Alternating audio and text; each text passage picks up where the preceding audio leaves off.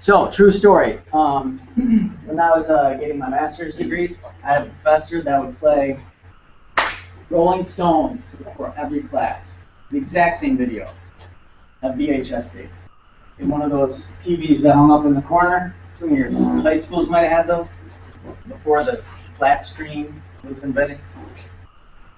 And I graduated with my master's. Then I started teaching at Saginaw Valley. And I would walk by down the hall every day, someone playing music from one of the classrooms. And I would play music. And each week, something would just kind of creep into my thoughts week after week. And then I looked in, it was Rolling Stones, you know. Like the first week I was like, I had a professor that played music. And then next week I was like, I had a professor that played Rolling Stones before each class. And then I looked in and it was him. So the moral of the story, someday one of you is going to tell that story to your students, right? Who's it going to be? Who's going to be the professor? Does anyone have aspirations? You do? Way to go. Good. Be professor. Pay is terrible. Pay is terrible. It's absolutely horrible. Do you know how? Does anyone know how much money I make for this class? Yeah? Who said that? $40? $40,000? Oh, that would be sweet. You guys are sadly mistaken. Are you all from, what's a wealthy suburb of Detroit?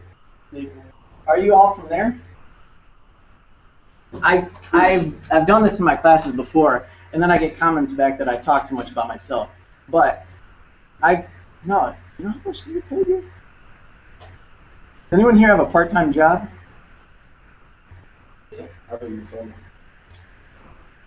$2,100. I get paid $2,100 to be here. That's the truth. Common misconception about professors that we're always wealthy. So, are you rethinking your career life decision? Yeah, a little bit. It does not pay for a Bentley. So why do you do it? Why do I do it? It's not about the money. It's not. You cannot be here from 6 to 8:30 getting paid $2,100 and driving. See this? Round trip between all my jobs, I'll drive 5 hours a day. 5 hours, $2,100. I'll get home at 10:30. Why do I do it? I'm insane. That's crazy. No, I love it. I love it. I love it. I get jacked up in teaching. I think this is like the most fun. I don't teach math. Math is boring. Is anyone here a math major? Good. So I didn't offend anyone.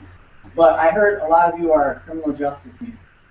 Raise your hand if you're CJ. Yeah. Okay. This will be a new thing for me because of all the places that I've taught.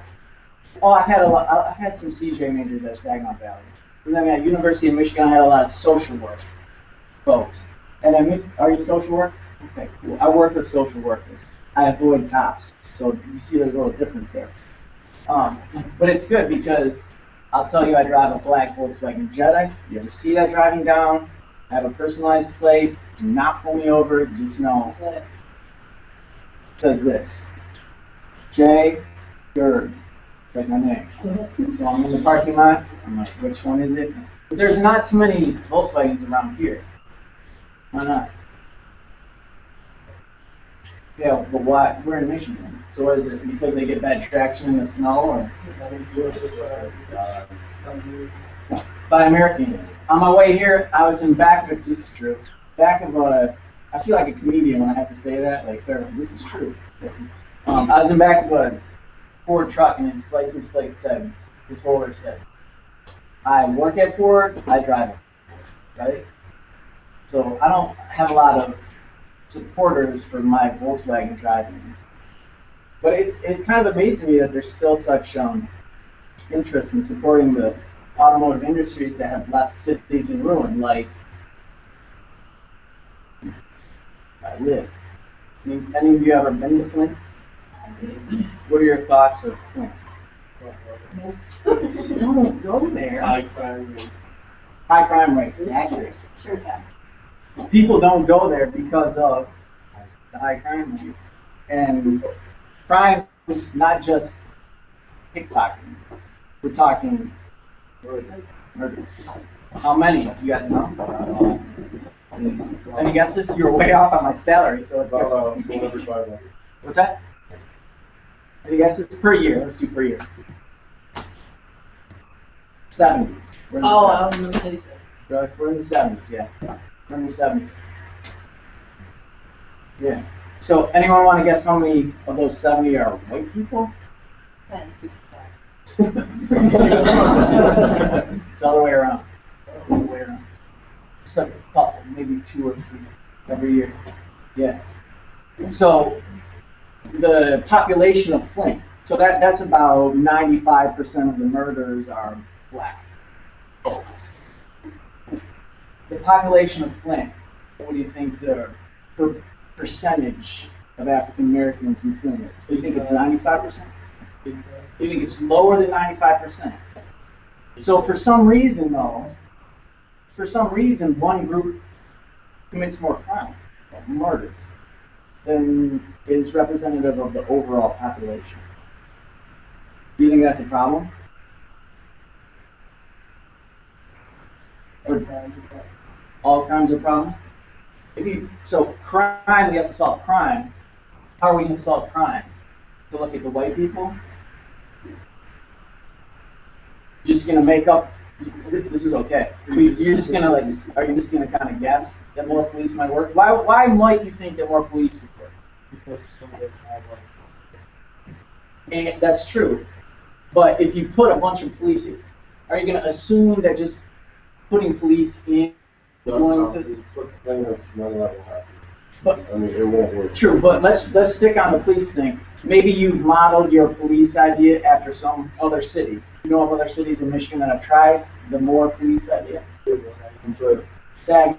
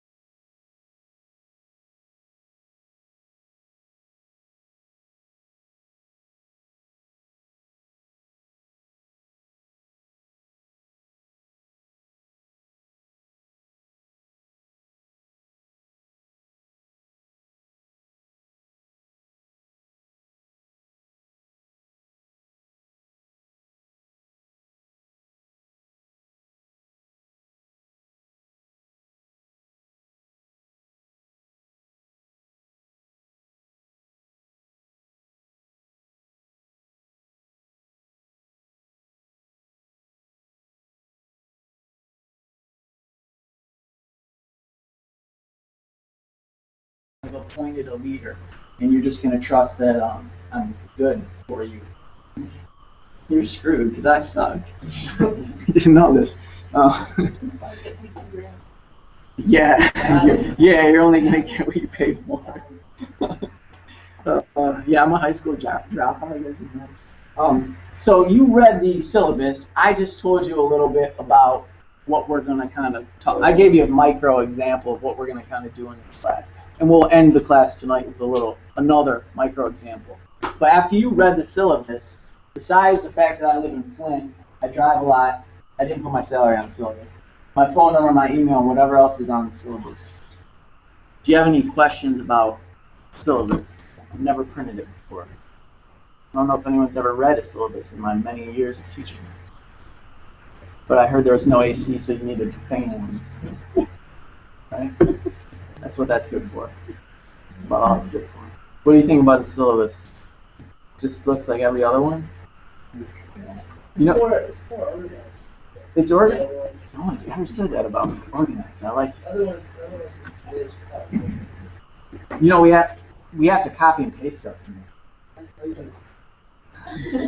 That's plagiarism. I cited the stuff I copied and pasted, though I think most of it. It's mostly from the school. I don't write very much of that syllabus, which is why I don't pass them out, because I don't really like them. And I don't like to waste paper, but so be it. That's your syllabus. Makes sense. Any questions? So many students that have taken me before, big complaint that I'm too confusing. They don't understand how they're going to succeed in the course. And there's a lot of worry for the students that skip class. And they don't come, they don't listen. And then they get to the end of the semester and they're like, but you never told me how to get an A. Because most syllabus will tell you when the test is. And then you'll skip class, and then you'll show up the day before the test, and then you'll show up for the test, and then you'll get your grade, because you know it's going to be on the test, because you have a book, a chapter. And then after the test, you look at your grade, and you know if you should maybe skip less class, and then maybe you'll come to the next 2 days before the next class, and then you'll study, and then you get a better grade on your test. And then the teacher will put both tests kind of together. They'll take a midterm, there'll be a benchmark. You'll study all week for that. Big relief after it's over, you're still passing the class. Then you skip most of the second half of class, and then you come back for the 2 weeks before the final. You cram, and then you take the test, and you get your grade. And when students take my class and I don't go through that process, and they skip the class like they usually do, and then they show up a day before like the first exam, and like nobody's in class because I told everyone they didn't need to come, and like 4 people show up. I'm like, you didn't need to come. And they're like, I thought I was going to learn everything I need to know before the midterm today. I'm like, no, we already did it in the last 6 weeks, so today we're just having a free day. And then everyone that showed up before people. Their minds are blown and they freak out and they leave me bad reviews that I'm not clear enough about how you can succeed in the course. I think the syllabus might pretty much explain how you can succeed. Give me some response. How do you think you're going to succeed in it? Show up to class and participate, ask questions, pay attention, do the assignments. That's pretty important. That's really important. I tell you, you guys know what a grievance is? So like after the semester, a student will fail, and they'll threaten to do a grievance against me. I'm like, well, what's your grievance? And they're like, I failed. I shouldn't have failed. And I'm like, there's one major problem with your argument. You didn't submit on the project, which is what got the grade. So that I've never had a grievance because all you have to do is what? Pretty easy class. Sociology is pretty easy subject matter. But what's difficult about sociology is subject matter. Any ideas? What's difficult about social work? The people are difficult. So yeah, you all are difficult. They can go in different directions, yeah, and you got to stay in the right direction. There's pretty much one direction, which I'll talk a little bit about in the lecture. It's a science, okay? Sociology is not journalism. So we're going to talk about the most basic stuff, and I'm going to go off in many directions, like someone said, about how I don't like crime and Flint, and I'm going to save it with cops and stuff like that. But then at the end of the day, when you turn in your paper, there's really one direction that you have to follow. And it's not the band, it's one direction. It's a scientific method. And so I'm going to teach you how to do that. And you're going to take any subject that interests you, whether it's criminal justice, feel free. Write a criminal justice case, or social work, or professor stuff. So you could comment about adjunct, the unfairness of our wages. And anyone else can write about any other social topic that you want in this class. I don't care. But when you turn it in, you just have to follow what I teach you as far as the method of writing. It's scientific writing. I'll teach it to you. And then at the end, you turn it in, hopefully. And what happens? Cookies for everything. Right? A lot of athletes in this class. You set records for the GPA of the year for the sport. How do you do that? You got it, right? Turn in stuff. Turn stuff in. Turn stuff in. How many assignments do we have in this class? You all read it, right? How many? Yeah, like 3 papers, a project, discussions, midterm. There is a midterm. So it's a pretty easy base 10 system. Your final project is worth 50%. Your midterm is worth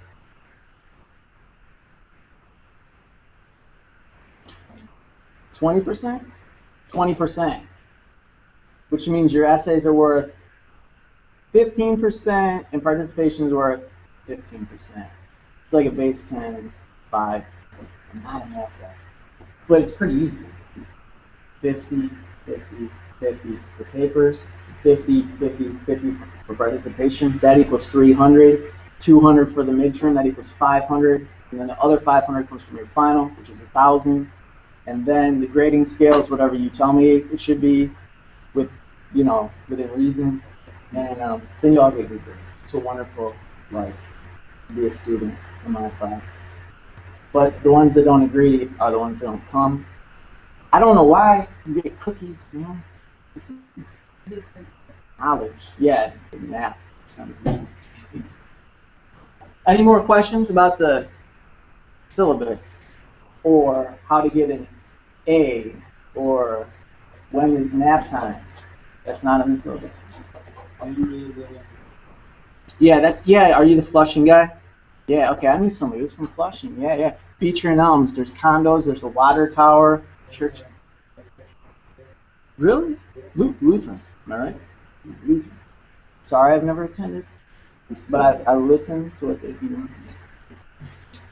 I've been to a Lutheran church before. There's 2 types of Lutheran, right? Like a traditional and a more modern. What type is that? Is that evangelical? There's 4 types. That's kind of progressive, right? Evangelical? Don't know. 4 types. Are you Lutheran? I am. Go ahead. You got Missouri Synod, you got Wisconsin, then you have ECLU, and then there's another one. ECLU, is that evangelical? Yeah, that's the That's what that one is. modern evangelical. Oh, okay. Right. And what's the 4th one? Something that nobody really hears about because they don't want to talk to it. Okay, kind of a secessionist. Yeah, us. We're a cult. That's a lot. You're Lutheran. All right. And this college is Methodist. You know I didn't know that when I got hired? Yeah, did not know. This is the first private school I've taught at. MSU, that was my first school. Football game Friday. I think Western. My undergrad, where I got a religion major, several years ago I knew those 4, but I don't know. Religion degree. This is what you can do with a religion degree. This here, $2,100. And then I taught at Saginaw Valley. That's a pretty cool school. And Delta College. That's a community college. U of M in Flint. Not like U of M Ann Arbor. at all. I've gone to event management. Yeah, it's very different.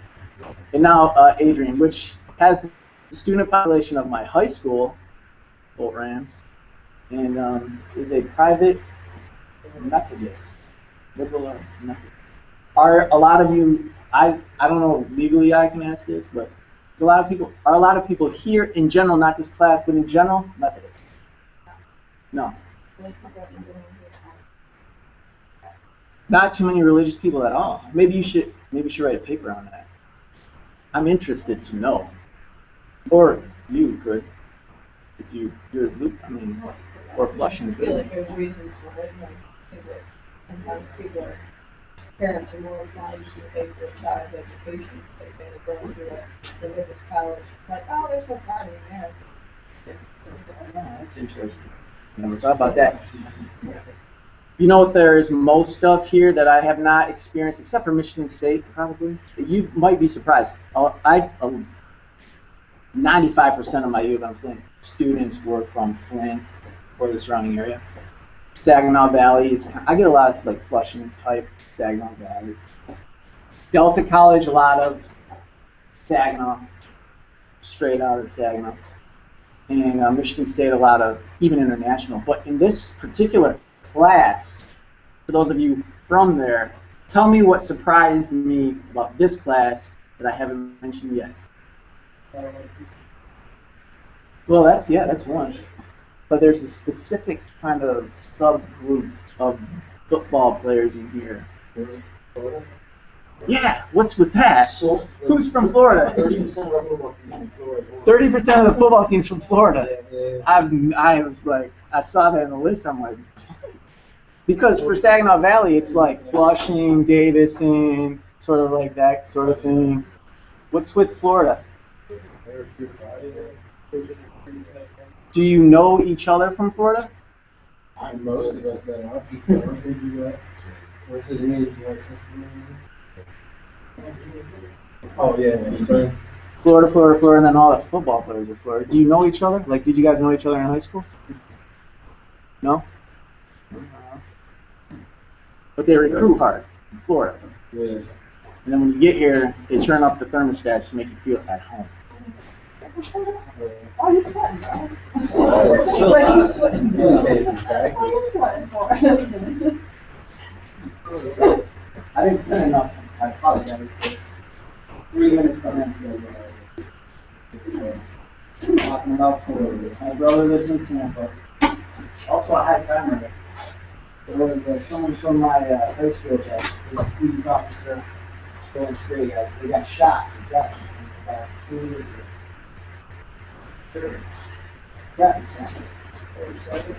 My brother, he's just a regular guy like me. And in other words, not a drugs. And one day somebody knocked at the door. He opened it. And they pulled a gun on him. Pulled the shirt over his head and he was quit. That was the end of that. So, nothing to do with that. You sure quit? You feel no bullshit? But it's not scary. Nothing. You guys go to Tampa? You know that Tampa? Bush Gardens, that's it.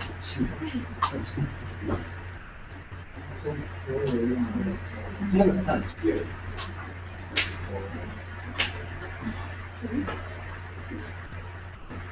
Okay, so 6:30, read more stuff. And you read the syllabus. I'll give you a little background about my interests and kind of this is how the class goes, right? And I've given you some material. I wrote this over the weekend. It's my best attempt to give you some introductory sociology food for thought. So go ahead and give it a read. And maybe about 10 minutes, and then we'll talk about this. So, yeah, more stuff.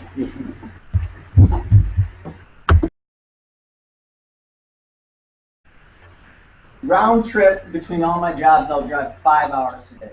5 hours, $2,100. I'll get home at 10:30. Yeah, why do I do it? I'm insane. No, I love it. I love it. I love it. I get jacked up in teaching. I think this is like the most fun. I don't teach math. Math is boring. Is anyone here a math major? Good. So I didn't offend anyone. But I heard a lot of you are criminal justice majors. Raise your hand if you're CJ. Yeah. Okay. This will be a new thing for me because of all the places that I've taught. Oh, I've had some CJ majors at Saginaw Valley. And then at University of Michigan, I had a lot of social work folks. And then mid-suburb of Detroit. Are you all from there? I've done this in my classes before, and then I get comments back that I talk too much about myself. But you know how much do you pay here? Does anyone here have a part-time job?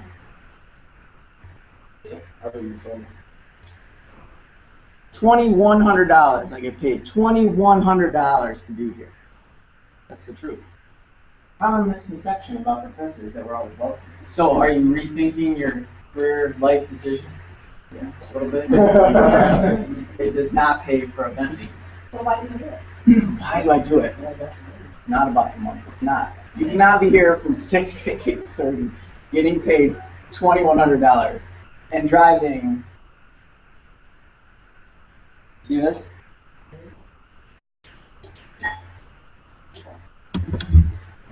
So, true story. When I was getting my master's degree, I had a professor that would play Rolling Stones for every class.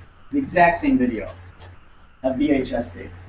In one of those TVs that hung up in the corner. Some of your high schools might have had those before the flat screen was invented.